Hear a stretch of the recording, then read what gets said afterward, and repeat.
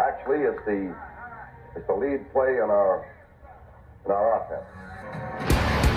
Double tackle, take the defensive end if he's over him. If he's not, you drive down the first man who is inside. Pull back and tell him to take the first man outside the offensive tackle. No one shows. Go right by them and field inside. If the YN has the linebacker taken out, he cuts inside. If the YN has the linebacker in, he comes all the way around. So look at this play. What we're trying to get is a seal here and a seal here, and try to run this play in the alley.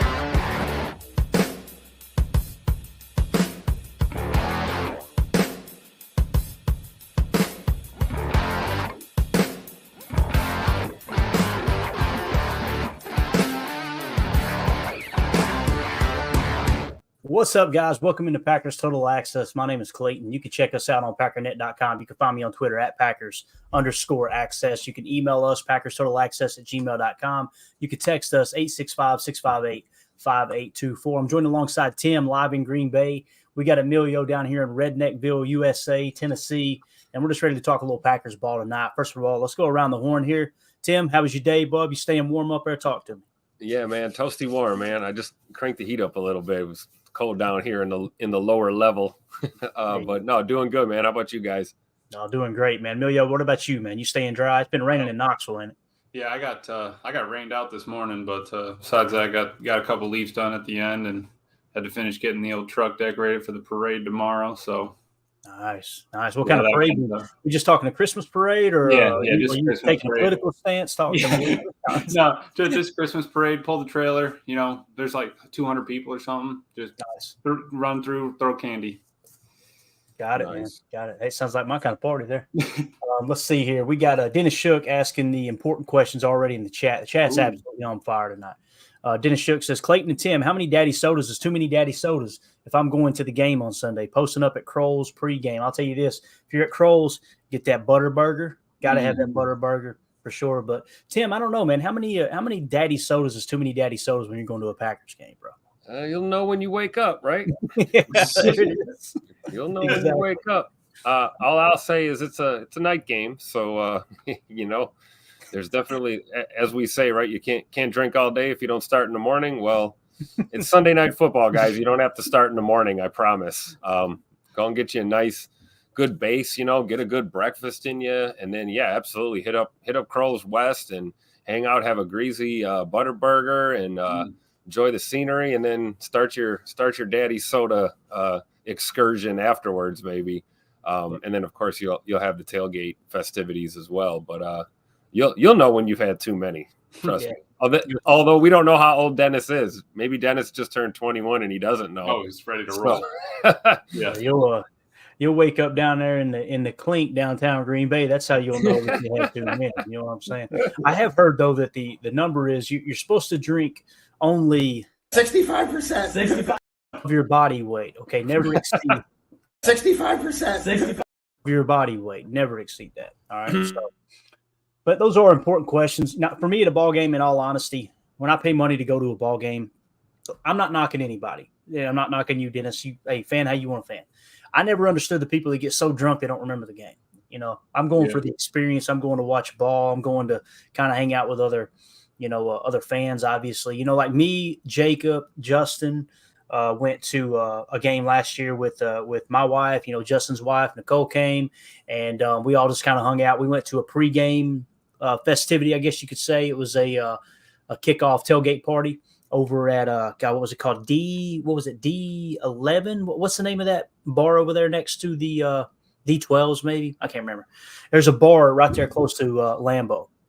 So we went down there and they had drinks and stuff. But to answer your question, Dennis, my limit is 2. 1 in the first half, 1 in the second half. I'm good. You know, just got to have it to wash down some cheese curds and anything else you might buy right there at Lambeau. Which, by the way, man, at the on the club level or whatever, the club suites, the cheese curds up there, man, they are fantastic. Fire. Absolutely awesome, man. And don't underestimate the power of mixing in a little bit of water in between the daddy sodas too. Oh, yeah. If you're gonna marathon it and you're gonna make it an all day thing, don't sleep on that, man. Get one of those $14 bottles of water in you over there, and make sure you're hydrated while you're drinking the daddy sodas for sure. Yeah, got to balance it out, man, or else you're going to be back there screaming.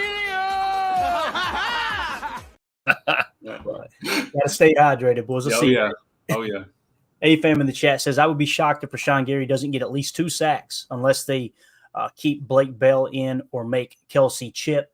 Yeah, according to PFF, their tackles are weak, but like all great quarterbacks talk about, really every quarterback talks about, you would rather the pressure come from the edges than inside in your face, right? So I kind of feel like that's how they built their offensive line. Obviously, they went and got Joe Tooney years ago when he became a free agent from New England, one of the best guards in football, been one of the best guards for a long time now. Obviously, they got Creed Humphrey there at center. I can't remember who their right guard is, but he graded out well, graded out good also. So, it's one of those things. Let them rush upfield. Pat Mahomes will dance around that pocket, step up, avoid the rush, that type of thing. But, yeah, I wouldn't be surprised if he gets a couple sacks. When was the last time we seen Pat Mahomes? And listen, I'm not suggesting we're going to try to hurt him or anything, but Emilio, when was the last time we seen someone really tee off on Pat Mahomes? I don't remember anybody just cleaning his clock. You know what I mean? It seems like he always finds a way to absorb the hit, dodge the hit, and not take a huge blow, right? Yeah, no, definitely. He's he's kind of like wiggly. He when he gets hit, it doesn't seem to ever be one of those. I mean, obviously you can't finish him anymore, but it doesn't seem to be any of those, bone crushers or one where it knocks the wind out of you. No one's got a real stomach shot on him, I would say, in a long time, or else that'd probably be lit up on someone's highlight tape. But honestly, I hope Rashawn does it, but I honestly would take it from anyone on the line. If we can get that interior pressure, if we can if Devontae Wyatt wants to go crazy, stay in your lanes, kind of, bowling ball bumper that a little bit, kind of keep him in between that alley and let him eat. Because I think that they're getting there and they're starting to see, the fruits of their labor down there. Definitely. Tim, let me ask you, man, if the over-under is set at 1 for Rashawn Gary's sacks, and I'm not suggesting it is, I'm just saying in this situation here, this scenario, you taking the over or under? You think Gary has a big game? What are you expecting, man? Stop playing with him, man. I'm taking the over. Stop playing with him. Hammer it, he said. Yes, Hammer sir. it. Yeah, look, Tim or Dennis trying to get Tim stuck in the clink all night too. He said, "Tim, meet me there." Uh-oh. Yeah, you better be careful, boys. Be careful. Yeah, pregame you got to hammer every other with a water, I'd say, and then you can have a little fun. But especially a 7 o'clock or 8 o'clock game. Usually, my routine, especially for a night game, is there's no way I'm drinking after halftime. That's the absolute furthest I'll go, depending on how big I did it during the day. You got to pace yourselves, and hey, you don't want to be at an epic game and then forget it, right? or like Clayton says, you do not want to wake up in a holding cell either. So drink responsibly out there, all you adult children, childish grown-ups, whatever we'll call you. The last thing you want to do is wake up without your shirt snuggled up to one of Brown County's finest right over That's there. Right. In the cell, right. That floor gets cold with no shirt on. I'm just saying. I wouldn't know from experience, but I've heard from other people it gets cold in the cell up at Brown County. Omer in the chat says we need to hire Taylor Swift impersonator to throw KC off. Well, that would be something, wouldn't it? I don't listen too much Taylor Swift. Don't either, Jordan, to be honest with you. It's funny, too, that he brings that up because earlier, Rob Domofsky said in other news, Packers coach Matt LaFleur, he's heard Taylor Swift will be at Lambeau on Sunday night. I don't think he was actually saying it. I don't know if you guys actually seen the quote, but we're going to run with it anyway. Tim, I know you're excited about this topic, man. Taylor, is she going to be there? No, I try not to laugh. First of all, that was he was at the podium. Yeah. And, of course, the beat writers are having fun with this whole little sidebar story.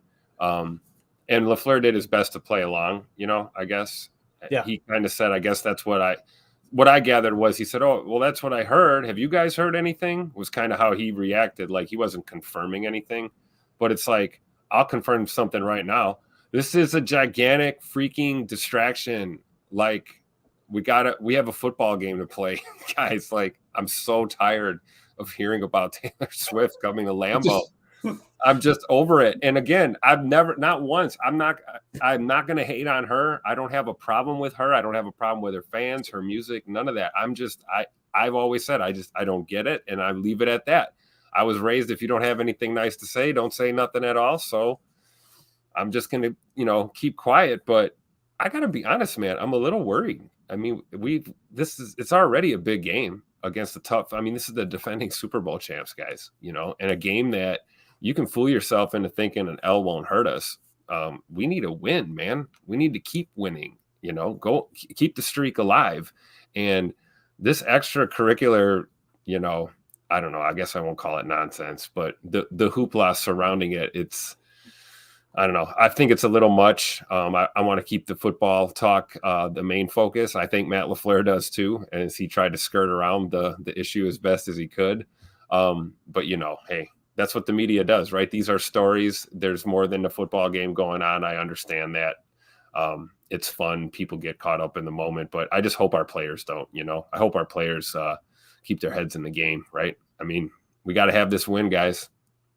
Yeah, I think what Tim's saying here, Emilio, is if all the focus is going to be on Taylor Swift and not winning the ball game, it could be trouble. You know what I'm saying? So, I would say so. Some bad blood between the two. Oh, am I supposed to get? Is there some kind of Tim's over here? I'm supposed to understand here? Tim said, if it's not a Merle Haggard lyric, I don't know what you're talking about. I love it. Absolutely love it. Let's see what else we got here in the chat as we already started with the nonsense. This is a good one here. Well, first of all, Carly Ray said, who else is coming to Lambeau? Patrick Mahomes. Let's focus on that. There it is. There we go. Right. Mark in the chat says, for the next 6 games, if J Love can average 232 yards per game, he'll have 4,000 yards, something Justin Fields has never seen. It's funny, man. They put a poll out earlier or yesterday. Bears fans did, saying, would you rather have Justin Fields or Jordan Love? Thinking, I'm sitting there going, they're Bears fans. They're never going to admit they would rather have Jordan Love than Justin Fields, right? It ended up being 52% to 48%, a lot closer than I thought. I was cracking up, man. Wow. But yeah, so he would have that, and I mean, if he wins, say we win 4 out of the next 6, J Love could have more career wins than Justin Fields too. So. Yeah. There's that, and Justin Fields has had 3 years to do it. So, yeah. Omer in the chat says 48 hours until we take over a 7th seed and last wild card spot with a win on Sunday at Lambeau, baby. I like his positivity here lately. He was one that was saying we were going to beat the Lions last week. A couple of the people that said we wasn't going to beat the Lions, I haven't seen them in the chat this week. Where'd he go? Hey, it's all good, though. What do you think about that, though? You guys feeling good about this game? Win or lose, seriously, it's okay if you think they're going to lose. I think it's going to be a tough game. This is one of those games I wouldn't touch personally. I mean, I like the point spread, seeing that Green Bay's at home, they're catching 6.5 points.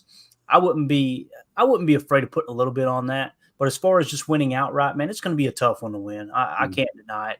If I had to pick one way or the other, though, with the way the two teams are playing, if Kansas City hadn't had that strong second half against the Vegas Raiders, I feel a whole lot better about this, Tim. But they're kind of riding that momentum they created in the second half, getting that dub and a really solid game. But it's crazy is Green Bay's riding that momentum off of that big win on Thanksgiving, right? Which I think we would all agree it was more like a two-score game as opposed to a one-score game with how the end unfolded there. You're going to get these two teams probably at their best, right? Oh yeah, absolutely. And this is gonna tell us a lot about our Packers team too. I've said this before. If they can come home here after a big win on Turkey Day, if they can come home and beat the defending Super Bowl champs, and protect Lambeau and get this win and keep the winning streak alive, I'm sure you're gonna pop that graphic up that you sent earlier. Our playoff chances, are going to increase exponentially with a win on Sunday night, and that's what I was kind of getting at with we have to remember there's serious implications here, even at this stage in the season, because let's be honest, you're right. Is this team really going to go undefeated in, down the stretch here? We got 6 games left, right? Are we going to win all of these games? So you want to win every week, right? Well, getting it done this week, going 1-0. That's the mentality, right? Because we don't know what could happen in the future. We're already looking at our schedule at some of these games, going, well, I wish we would have hung on to that one. We'd have a couple more wins. And it's like, well, I don't want us to look back and go, well, I wish we weren't worried about Taylor Swift showing up. We're worried about the Kansas City Chiefs showing up. That's all my concern is. So I think we're going to get a real real good read on who this 2023 Packers team is after Sunday night, based on how they perform. If we see that same team that showed up in Motown, man, it's going to be one heck of a ride, guys. It's going to be a great game. Yeah, I think that was peak Packers this year, Omer. Omer. Look at Omer dominating the chat over here. Emilio. That was peak Packers, man. I mean, I think we would all agree that's the best football we've seen them play all year, right? I mean, some would say, oh no, the Rams game, where the Rams are booty cheeks, right? The Lions are a tough physical team. They really are. And you could tell the message too going into that game from the floor was, look, if I have to tell you guys, if I have to remind you how this last meeting went, then we probably got the wrong guys on the team. I mean, they kicked your rear end, and it was from start to finish. They bullied you. And it kind of makes you think of the Jets game last year where Robert Saleh at the post-game press conference said, we knew if we just pushed on them enough, they would give up, right? Like that's not where you want to be as a professional athlete, a team, an organization, a unit.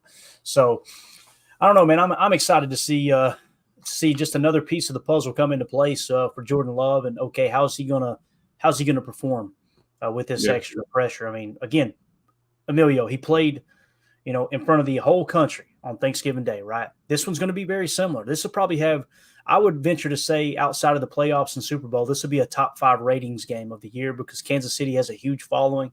Packers have a huge following. Tim, earmuff it for me for just a second. The Taylor Swift, the Swifties are going to be watching and boosting the ratings too. It's going to happen. So going to be a big crowd watching. But what do you think, Emilio? Yeah, no, I think that's exactly it. And correct me if I'm wrong, this would be Jordan Love's first time repeating a game against a team, right? This is the only team he would have played twice. That's a great question. I think he's right, isn't he, Tim? So, and I think he's going to have a little bit of a chip on his shoulder. I've been there. I've already played them before. They took that first one from me. How are we going to play coming into it this week? Just stay focused, stay one step at a time, and just keep moving forward. I think that they're going to try to, maybe take some of the old game and maybe build off of that. And I think that with Love's, growth and things that we've seen, he won't be the same guy and we're not the same team. So I'm excited to kind of see how it all plays out and how they do under the lights. Definitely. Those of you in the chat and watching the stream here, if you would hit that like button for us, that'll help boost the algorithm and help other Packer fans find this content. We appreciate you guys hanging out with us here on this glorious Friday evening, man. There's nothing better than doing a late night show on a Friday night, knowing nobody's really got to get up early. You're sleeping in, right, Emilio?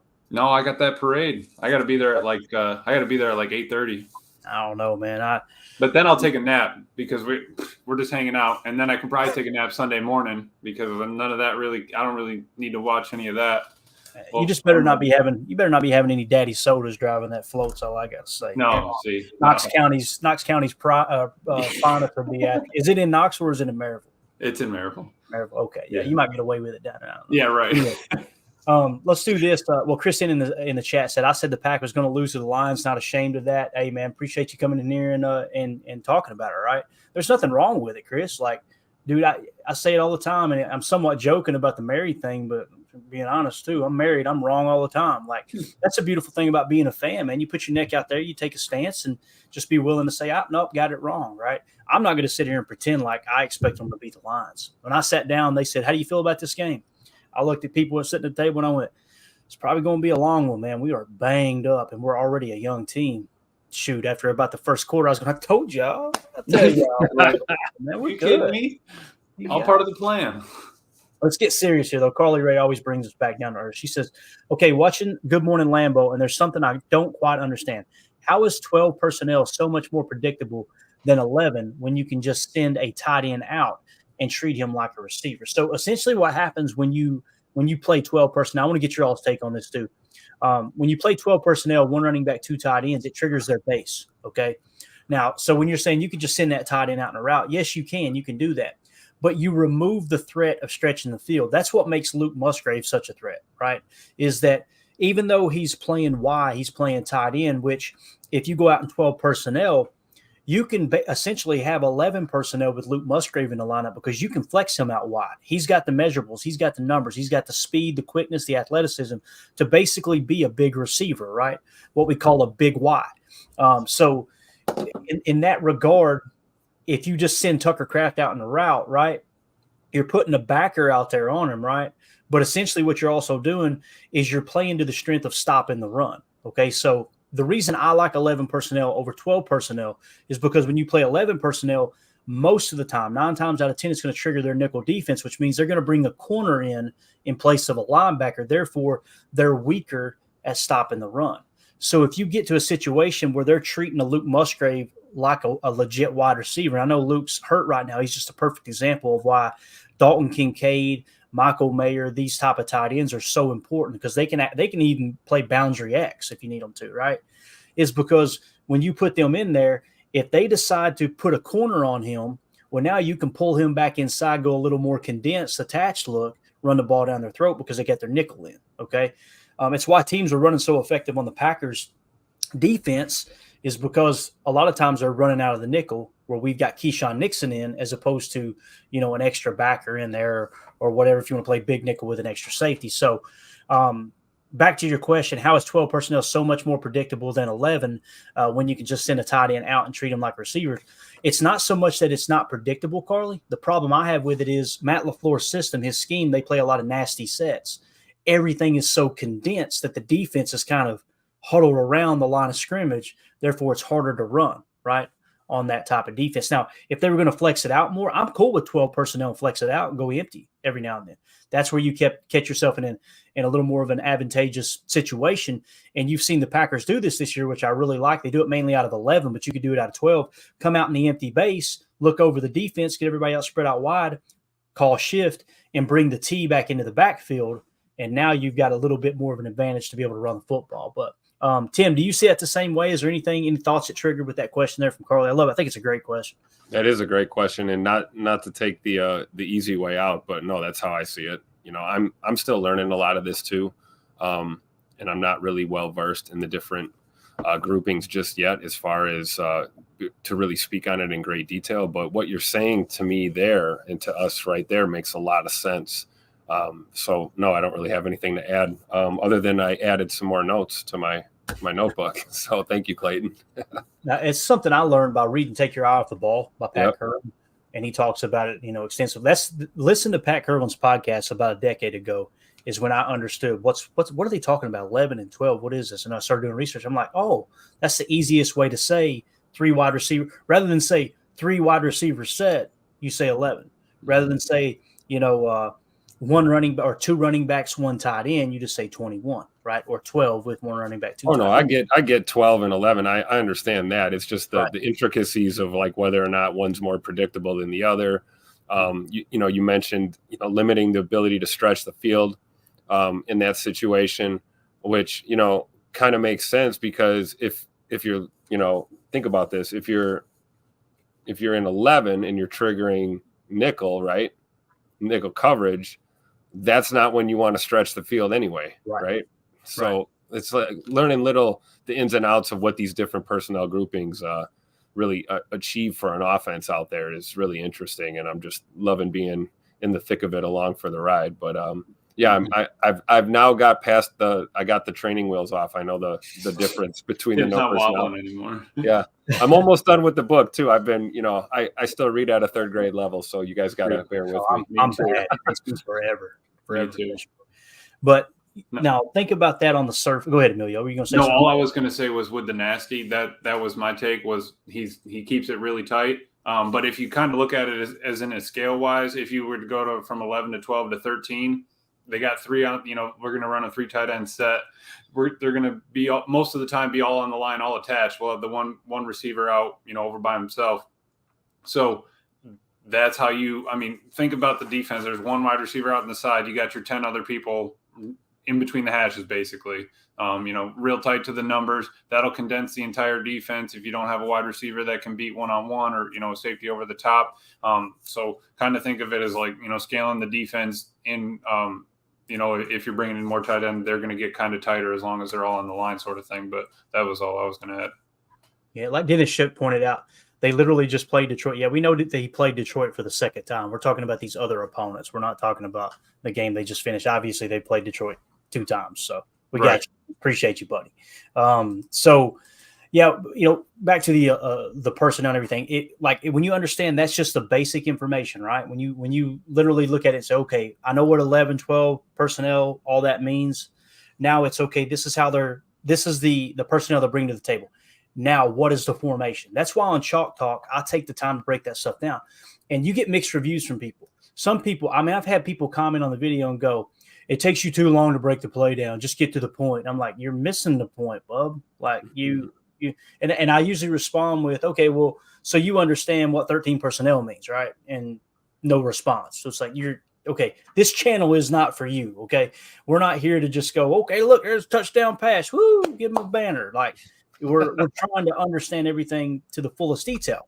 So when you break the huddle and you come out, okay, you got this personnel that triggers the matchup, right? And that just recently happened probably 15, 20 years ago, because used to first down was base defense. They didn't care what you sent out there. They were going to play their base defense. Now you're matching personnel. That's something that's been going on for quite some time now. Once you get to that point, now it's what formation are you coming out in? And on Chalk Talk, when I talk about it, it's like I'll say 11 doubles on, right? And just what that essentially means is a 2x2 set. On means the tight end. The Y is on the line of scrimmage. Okay, reporting is eligible or whatever. He's going to be one of the targets that's on the line of scrimmage, opposite the X typically. And that'll kind of tell you how things are spread out. When you say 11 doubles nasty, now you know they're in the nasty split. When you get to that point, you start to read the defense. You go, okay, man coverage, zone coverage. You don't really know till post snap because there's a lot of sugaring that goes on. That's the next step. Then it's middle field open, middle field close. I'm not talking about pre-snap middle field open, middle field close. I'm talking about end result middle field open, middle field close, meaning 2 on the shelf or single high safety. So everything has these levels. It's literally from the time the play's called in, there's your personnel. When you break the huddle, there's your formation. There's the matching formation, the matching personnel on defense. And then it comes to pre and post snap reading, middle field open, middle field close. Where's the blitz coming from? Then you can literally hit reverse, hit rewind, bang. All right, where's the protection being set? Who's the mic? Who's the center of the protection set on? Which guys are firing? Are they sugaring a fake fire and they're going to cause a free runner off the opposite side? If there's a free runner, guess what? That receiver needs to go hot, and the quarterback's got to know it's a free runner. Oh, where our quarterback doesn't set the protection all the time. That's a problem if you don't know who the free runner is. All these things matter in the game of football. And it's the stuff that I really dig into. I understand it's not for everybody. And it's really, really, if I can understand it, anybody can understand it. Okay. I am a moron. If I can figure it out, anybody can figure it out. I just understand most people don't like to dig that deep, and that's okay. This probably just isn't the channel for you. My personality type, I'm a logistician. I got to understand how things work, right? Not to ask why, but just out of selfish reasons. I want to know how things work. That's just how I fire. So, but anyway, let's see here. What else we have in the comments? Appreciate the question, though, Carly. That was awesome. Carson Caldwell said, can't drink when you're too busy admiring Love's domination. If he comes out and outplays Pat Mahomes somehow, some way, man, that's going to be absolutely awesome. I know he technically outplayed him last time, but obviously when you only put up, what was it, 6 or 7 points? Mm-hmm. Not something to add on. I'm just glad J Love's helmet fits him better. You know what I'm saying? Like, it seems like Pat Mahomes has always got the 2-bar syndrome, looking right through the middle of it, sort of thing. I love it, man. You can tell the 27-year-old here on the show. He's looking at the how clean that helmet looks on J Love. You kidding me? I love it. Dennis Shook in the chat says the second half of GML today was Chef's Kiss. I appreciate it, man. I'm assuming that's a good thing, Dennis, but we appreciate you watching, buddy. That was a fun episode. It's cool to get real every now and again. Jennifer Wright in the chat says, I don't think KC sees the game as a challenge, just like the Lions. That could be the case. There was a lot of people overlooking the Packers. I personally believe, Tim, that people are kind of waking up on the Packers a little bit now, going, okay, we can't let these guys sneak up on us. You kind of see it the same way? Yeah, and I think if anyone's waking up, it's Kansas City, right? I don't think an Andy Reid coach team is going to take any opponent for granted. But you never know, though. 53 men on a roster, man. There's a lot of different personalities that you got to wrangle, a lot of moving pieces on game day. So, yeah, it might be a friendly reminder, for those guys that, hey, this team's on the ascent right now. They're coming off a big win, right? Well, and then maybe the opposite needs to be true for the Packers. Maybe we need to be reminding ourselves that, hey, all the shenanigans is great and everything, but these are the champs, and they're coming into our house on Sunday night. we got to get in and get our work done. So, I really do. I hope that we see a lights out performance, not just from Jay Money, but from our team as a whole, just like we did on Thanksgiving. I hope the trend continues. It's going to make me feel a whole lot better about the way the end of this year is going to shape out. Yeah, definitely. Let's see here in the chat. Stephen Smith says Sunday night game is going to tell us how our offense and defense line is. I still am a bit concerned about wide receiver Rashee Rice. I agree. I think Rashee Rice is one of those players who's he's definitely underrated. I think it's going to come down to, do you want to play aggressive or do you want to play, your quarters coverage, right, with zone match principles? And last night was a good example. There was many people last night that were down on Dallas. Oh, this defense is a fraud, this and that. Got you. Okay. There was many people saying that Al Harris should be Green Bay's next defensive coordinator. There were people in that chat going, bro, they got torched by the Seahawks. Like, what makes you think they're so great, right? Well, tell you what makes Al Harris qualified to be a defensive coordinator? I could see a cornerbacks coach, right, or a position coach. Mm-hmm. But, sorry, I didn't mean to cut you off. That's just funny that that was almost like when we heard talk about someone suggesting Rich Bisaccia become the defensive coordinator earlier in the year. Mm-hmm. We kind of had that same topic that, like, I don't see the correlation there yet. Could be wrong though. I mean, Al Harris is Green Bay royalty, so I mean, if he can do it, great. But do you see him as a D coordinator candidate right now? I think he's doing a good job at that secondary, just the way they get their ball hawking skills. But there's nothing to suggest he's going to be a good DC, right? And he's not even calling the plays. Obviously, he's a defensive backs coach. That's what he is. But what cracks me up is the people who were dogging them last night, going, "Oh, look how they're frauds." They got, what? You know why they got torched? Did y'all pay attention? Like, they play a ton of man coverage. They play man coverage 41% of the time. That's the most in the NFL. What happens in man coverage? It's boom or bust. Last night, you've seen the negative aspects of playing man coverage heavy. With a lot of blitzing too. Yeah, right. That's as aggressive a defense as you're going to find right there, right? Now, they've played good points per game. They're in the top 5. Got you, I understand. But last night is a prime example of how a less than stellar team can cut you apart if you're being overly aggressive, as opposed to playing 2 on the shelf, giving the same pre-snap look, and playing with zone match principles where you don't even know what defense you're going to run because you don't know what route they're going to run yet. If you don't know what you're going to run, how do they know what you're going to run, right? That's just kind of how I see it. What do you think, Emilio? No, I think that's it. But to his point there, it's going to start on the offensive and defensive lines. That's where it's going to be. We got Chris Jones in the middle. We got Rashawn outside. It's going to be a battle. How are the O-lines going to hold up? Are they going to be able to run block? They're going to be able to pass block. And which quarterback stays clean is going to be the epicenter of this game. How it's all going to play out, I think.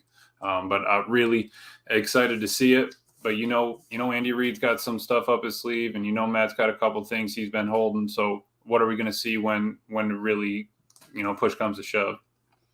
Definitely. Doug in the chat says, it's hard to believe Quay going to split time between covering Kelsey and spying Mahomes. Here's how I would approach it, and I may be proven wrong on Sunday night. I most likely will be proven wrong. That happens way more often than me going, ha, got it, right? Because we try to look at it from every angle. But I wouldn't put necessarily a spy on Mahomes, as I would do some of those interior stunts to where if you run a TT twist or even an ET stunt, let's say you run an ET stunt, right? In the edge, I wouldn't want to do this with Gary because I want him rushing. I want him just purely rushing the passer, right? But with an ET stunt or even a TT, when you have one guy engage inside, it's to create a free runner on the loop, right?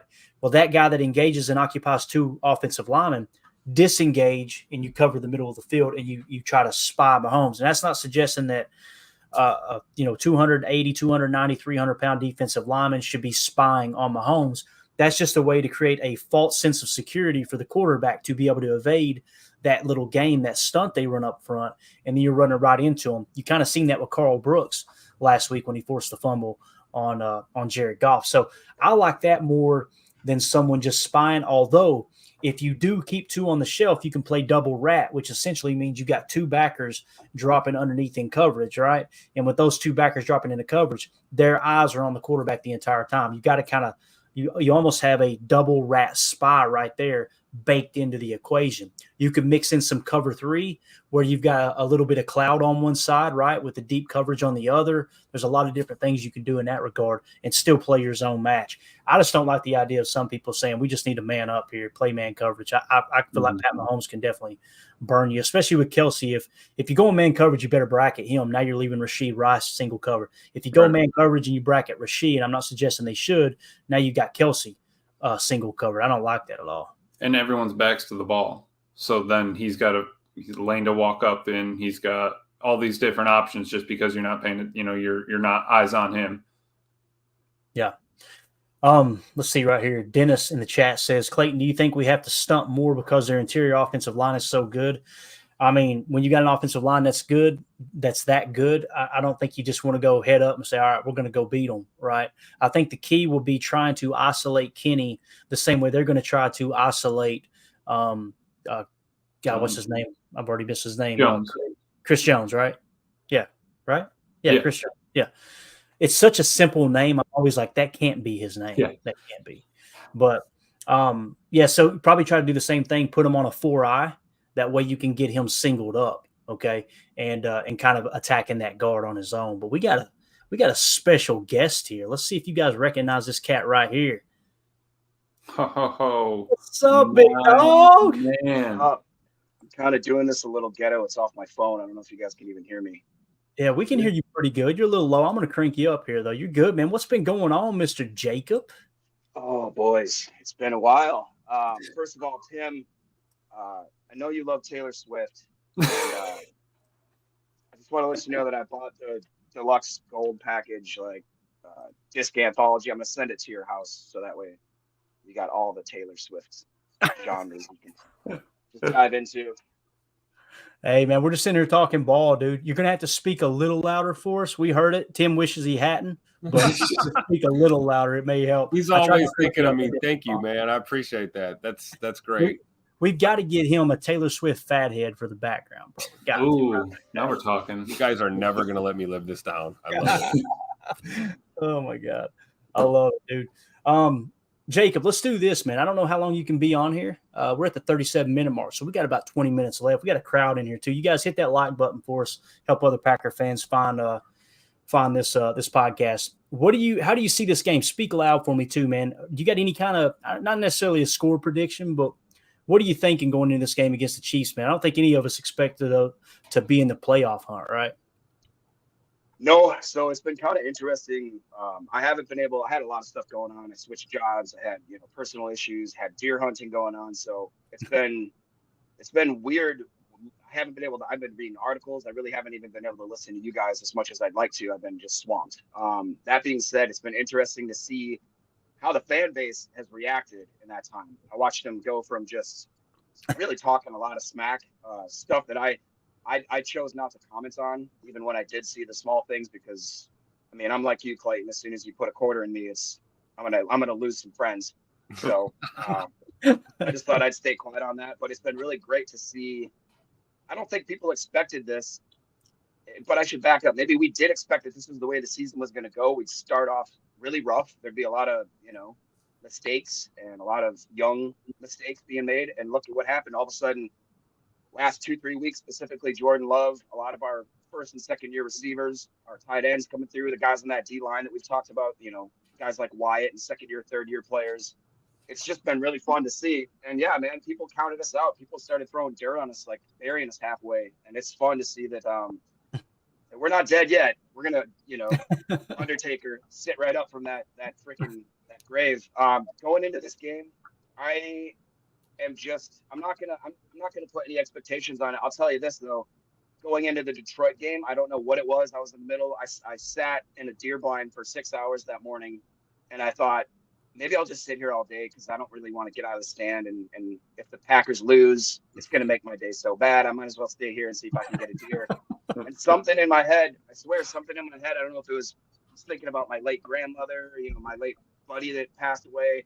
And they're like, dude, no, you can't miss Thanksgiving football with the Packers playing. And then all of a sudden, I just thought, we're going to win this game. I don't know why. A lot of mornings I wake up on Sundays and I'm like, we're going to lose this game. And then I just have that weird thought in my head. I have this feeling for some reason going into the Chiefs game that people are counting us out. I think the guys finally have learned to play together, and I think they're starting to feed off each other's energy. I think they're starting to get inspired by each other, and it's really fun to see. It really is, man. I know it rejuvenated the entire fan base. There's no doubt about it. Like I was telling them, man, I stepped into that living room, kitchen, dining room area, whatever that day, and people were asking me, I'm like, boys, I don't know. We're banged up. This is Detroit, right? Tough game. At the end of that first quarter, I'm walking around like, yep, knew it all along. Yep, what I tell you, right? It's funny how that works. I like this right here. Somebody in the chat, if I could find it again, right here, Jeff says deer hunting led to the changing jobs. No, it was a happy, perfect buffer though. I'll tell you, Yeah. I haven't gotten to hunt all 9 days in a long, long time, so it was pretty nice. I didn't get a buck though. I got skunked. Missed one of the biggest bucks I've ever seen in my life. So thanks. Oh man. So thanks. Well, let's go ahead and talk about it real quick, man. Playoff chances. Yeah. 63% if we win on Sunday. All right. So that's pretty close to 65%, isn't it? It is. Some people have pointed out that's just 2% shy of the golden number of 65%. 65%. That's what Jacob, it's been a lifetime ago since we were talking about that. Jacob's like, you're still using that. Oh hell yeah! No, I'm not gonna lie. It. On the way home, I got to listen to like 5 minutes, and I heard Tim's, soapbox about Taylor Swift, and then I also heard 65% used like 5 times. Hey, it's always going to be here, man. It's always going to be there. One thing they're not going to be able to do, they're not going to be able to call me a sellout. You know what I'm saying, Jake? You can call me anything you want, but don't call me that. So let's look at the standings and how this lays out real quick. We'll try to stay on topic here, man. It's so good to see you, buddy. So obviously the Eagles in the 1 seed, Niners in the 2, Lions in the 3. They're both at an 8-3 record. Obviously, the Eagles at 10-1. You got the Falcons down there in the Dookie South. That division is absolutely horrible. 5-6, they're leading the way. We want the Falcons to win that division though because of the tiebreaker we have over the Saints. Obviously, Cowboys in the number 5 seed at 9-3. The Vikings at 6-6 in the 6th seed. Seahawks at 6-6 in the 7th seed, and our Green Bay Packers only a half a game back at 5-6. So the way that lays out, if we look at the in the hunt schedule here, right? Essentially, the ones we want to key in on are the 6th and 7th seed as it sits right now. Minnesota sitting at 6-6. They go to Vegas to play the Raiders, to Cincinnati to play the Bengals. Then they got Detroit, Green Bay at home, and then on the road in Detroit. Seattle's got to play San Francisco, Philadelphia, Tennessee, Pittsburgh, then Arizona. I feel really good about them dropping 3 games there. So if that's the case and they only win 2 of the last 5, that's going to put them at what? 8-9. So the Packers' magic number, in my opinion, is going to be around that 9-win mark. Now, when you look at our remaining schedule here, Tim, I'll start with you. Kansas City, obviously, you're at the Giants, Tampa at home, Carolina on the road, Minnesota on the road, then Chicago. Do you think we can get to 9 wins? Can we win 4 of those games right there? We just have to go 4-2, in my opinion, to absolutely get us into playoffs. I absolutely believe that. That's totally possible. I'd like to see us run the table. But no, I think 4-2 is reasonable. I was somewhere around 10 wins preseason for my prediction. So right now, looking at our team, I got to believe 9 is possible for sure. And I think you're right. I think they might surprise us, go 5-1 down this stretch. I definitely think that we have slightly of a more favorable schedule to end our season. We got some winnable games in here, guys. Giants, Tampa, Carolina right there. And then 2 divisionals to close out the year. It's the question is if they go 4-2, what are the two L's that we're thinking, and I don't want to even think that way. I'm looking at this starting on Sunday thinking, let's get the first of many here and just win out. But, I'm with you, Clayton. I think 4-2 is certainly a reasonable benchmark for us. Yeah. The one I really worry about, honestly, outside of KC is Tampa. Tampa's one of those teams, they can get kind of streaky, right? Emilio, how do you see it, man? What do you think the Packers can finish with here? Kind of best case scenario, worst case scenario? How are you looking at it here, man? Yeah, no, I'm with Tim there. We've been saying it this whole time. 4-2. If we can get that, I think we're in the playoffs. I had them at 11 at the season start, so we'll take it. But what I was paying attention to was Minnesota's last 5 games they have. They got to play Detroit twice, who's not happy right now. They're upset, and they got the Raiders and Cincy, and us. So I mean, I think we're in a good space, and with Dallas's win last night, I think that really puts us on the right track to, making a push for that playoff, which we hadn't, like we were saying, a week ago, 2 weeks ago, hey, what's going to happen with the 6th overall pick? What are we going to do in the top 10 in the draft? And I'm excited to talk playoffs, really. So let's get after it. Yeah, definitely. What do you think, Jacob? How you seeing that, man? Anything here that sticks out to you? Yeah, I mean, and you guys correct me if I say something stupid because, like I said, I've been out of the game for a minute, so I'm a little dusty. But does it make sense that if we're going to drop a game or 2 out of the 4 that we'd want to drop it against KC? Because the rest of it's all NFC, correct? Absolutely. Yeah, that's going to play into the tiebreaker for sure. You're right, man.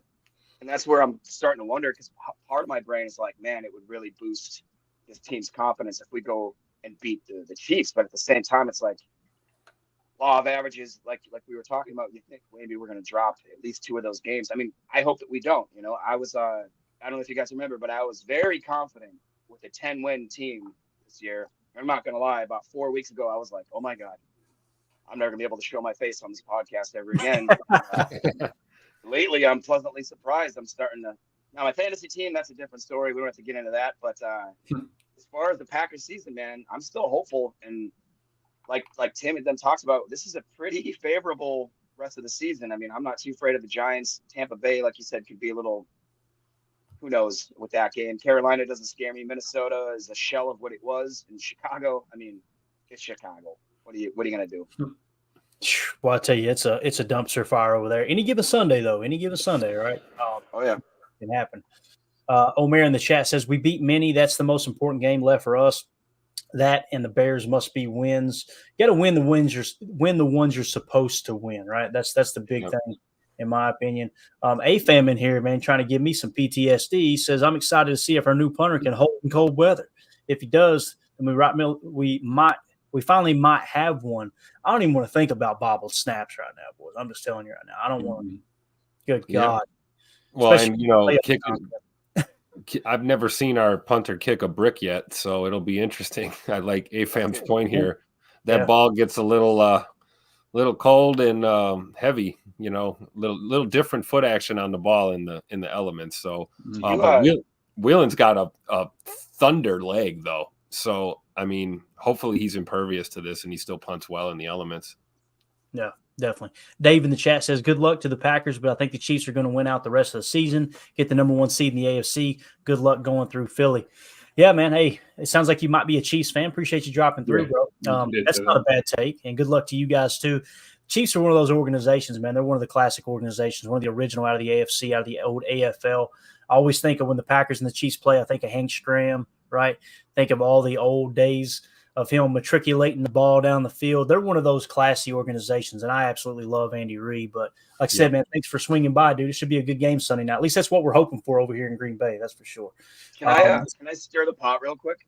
Oh, Lord. Do we got a conspiracy theory? Welcome back, Jacob. Let's go. I need to know. Do we have a conspiracy? It's not a conspiracy, but yeah, I want to see that. All right, we're triggering it anyway. Let's do it. Here we go.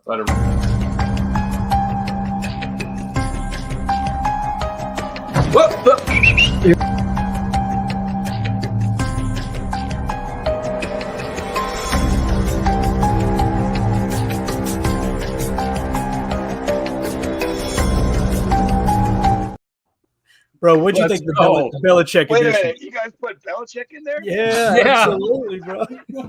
Oh, yeah. Just started busting laughing. Oh, my God. Yeah, he kind of looks like Bigfoot with his shirt on. He does. Hey, he was an absolute tank, dude. You see them lats? That bro. Hey, I hope I look like that when I'm 70. You kidding me? Anyway, what do you got? What are you going to stir the pot with, man? Again, I don't mean to be a certain way or anything, but did you guys see the article about how I believe there's a Native American tribe that is now suing the Commanders organization to get the Redskins name back? I have heard about that. I thought you Wow. were going to go to the Chiefs topic, but carry on there. Is it Well, what's your takeaway from that?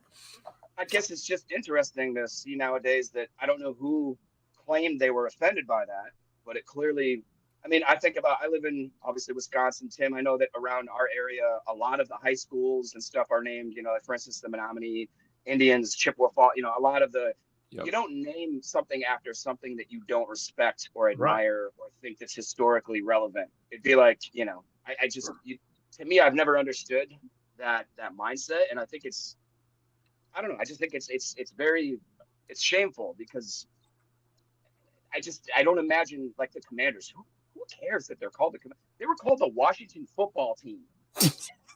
That is just the most. I thought it was a joke when I first heard it, and now it's just the fact that we're tarnishing all these legacies and these great, Native American warriors and tribes and like the Seminoles. Like there's so many different the Fighting Sioux, all these different aspects. It's like. I don't understand that. And I know that there was a controversy with the Chiefs kid the other day, which we don't have to get into that. They jumped on this we should get into it, Jacob. We should jump on this poor kid. And they literally are like, he needs to be a little boy, like a 10-year-old boy. Well, here it turns out, one, they wanted to do the whole media thing where they literally show half his face. He wasn't in whatever you want to say. He had a black face and a red face to signify the Chiefs. And the kicker, he is the grandchild of an actual Indian chief that sits on like a tribal council currently. So I mean, people just need to pump the brakes and get away from just go touch ground, man. Go sit in the grass. Yeah, seriously. And it's 90% of the time, it's not even people of that heritage that are upset. Mm-hmm. Let's just be honest. It's white people who are upset, and it's like it just blows my mind. Like, first of all, Karen, on line one, Karen calling line one. On my dad's side, right? My dad's grandmother was part Cherokee. So when I was growing up, guess who my favorite football team was when I first started watching football? It was the Washington Redskins. Do you know why? Because my dad taught me at an early age, that's a part of our heritage. That's awesome. We should root for them. Oh, cool. Well, looking at look at these offensive bastards. Can you believe they're naming a football team after our native? Like, shut up. And again, it's white people who want attention. It's all it. Man, I'm getting hot, Jacob. This is why you shouldn't be back on the show. But no, with the Kansas City Chiefs thing, this kid, they showed all that picture of him wearing blackface. And then you find out, no, it was half red, half black because he was symbolic of the Chiefs. So Deadspin throws him completely under the bus as if the mainstream media hasn't been sued enough over the last 5 years from acting like complete morons. So now I hope they take them to the cleaners, bro. Guess what? Do you know what the article, the writer of that article's name was? And he's a guy. Tim? Karen. His name's Karen. No, it ain't. No. Carron. Yeah. So fitting. It all makes sense now. It all makes sense now. It really does. Yeah. I need to ask him. I don't listen too much Taylor Swift. You know what I'm saying? Yeah. So there you go, man. Jacob, you step right back in, bro. Listen at you, dude. You, yeah. And this is it. You know, everybody in here gets it. Look at this right here. Paul Robertson, slow news day. Absolutely. Derek K, clickbait. Derek K making money negatively. Absolutely. And then Jeff just says, preach, boys, preach it. So I love our listeners. And listen, it's like, we'll be the first one to call it out if somebody's being disrespectful. You've seen the chat. We kick people out of here all the time. If they get in here and they be disrespectful, we're not going to see race. We're not going to see political party. We're not going to see all that stuff that divides us. But when people try to divide you through the color of your skin, dude, I just can't take it. I can't take it, man. It drives me insane. Anyway, there we go. That was on the agenda tonight. Thank you, Jacob. Appreciate it. Hey, So you got Dennis's comment there. We got to do this. I tried to do this the last couple of days, or last few weeks when he started catching fire. But Dennis Shook said we got to give Jacob his Carl Brooks flowers. So now that Jacob's here, we've got to give you your flowers. Give it up one time for Jacob. He called it. I believe it was July. I think it was as early as July. We had Carl Brooks on the radar for a big year. So Jacob, thank you for being ahead of your time, brother. You nailed it. I swung and missed at my prediction this year. So I'm glad you knocked yours out of the park, brother. Congrats. Hey, I mean, yeah. Yes. Hey, the cat called Josiah DeGuara, bro. I'm telling you. He did. Hey, let's do it. Yeah. I got it right here. One time. This was sent in by Split Screen Gaming, one of the listeners. He created a conspiracy video. Check it out. Obviously, everybody's going to blame the refs. I just didn't see consistency in the calls. I saw his interview. The guy just seems random, weird, and very questionable. Look at TJ Slayton look back at him. See, the cat was trying to tell us. Cat was trying to tell me the whole time.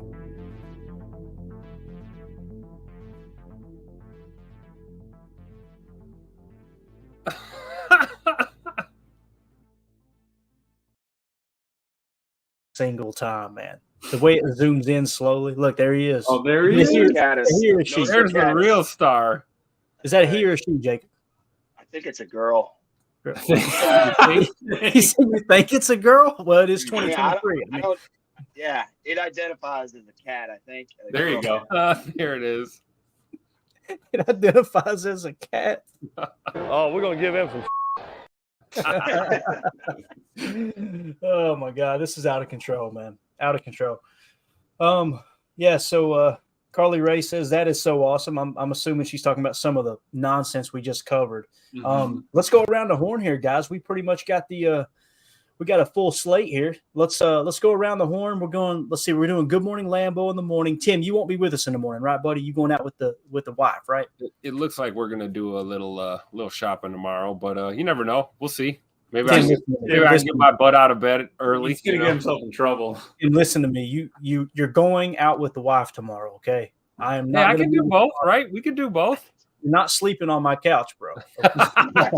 You got to take care of the missus, all right? With that being said, though, let's go around the horn real quick. Final thoughts, Tim. Beat Kansas City. Don't be distracted by the hype. It's a big football game. I don't even want to think about losing at this point. We've lost enough already this year. Coach LaFleur says there's no such thing as moral victories in this league, and he's absolutely right. But I got to tell you, there's a little moral victory in there if we get the dub against the Super Bowl champs, right? It's going to tell us a lot about this team, and I'm confident. I feel like we can get them. I really do. If there was ever a time to beat the Kansas City Chiefs, man, it's right now. And, Pat Mahomes' first time coming up here, let's send him home 0-1 at Lambeau Field. Why not? I have confidence in our defense. Our offense is playing its best football. I think the Pack gets it done. Go Pack. I'm here for the dub. That's what's happening.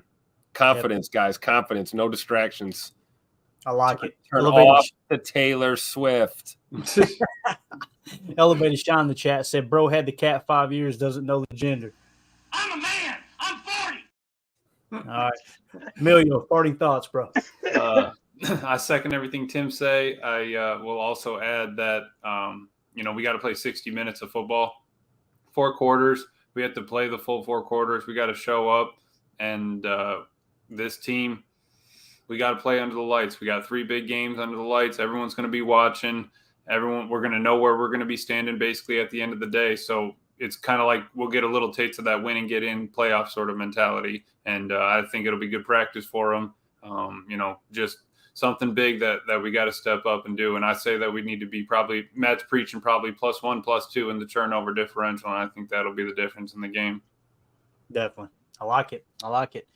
Let's see here. Dave in the chat says, you nailed the Brooks one, talking about Carl Brooks, obviously, Jacob. I tried telling, but no one listens to me, LOL. Carl Brooks is one of those guys, man. He's showing those flashes. It looks like he might legit be the interior defensive lineman of the future, especially in that 3 to 5 tech. But Jacob, parting thoughts, but it's so good to see you in here, man. Yeah, well, I guess first of all, has anybody noticed that Mahomes sounds awfully a lot like Kermit the Frog and Danny McBride from Eastbound and Down? I mean, just first of all, so it makes sense now. And he looks like Darlene from Roseanne. Oh, and he's married to that. You call me anything you want, but don't call me that. He said Darlene from Roseanne, Jacob. Oh, man. So when you add all that in and you get the weird brother and the weird wife, I mean, I feel like we're gonna pop this mythical like Chiefs bubble that everybody's so impressed with. I just don't see it. I just see a lot of I don't know, overhyped, like Tim says. So that being said, though, I'm excited for this team. I think that we're hitting our stride at the right time.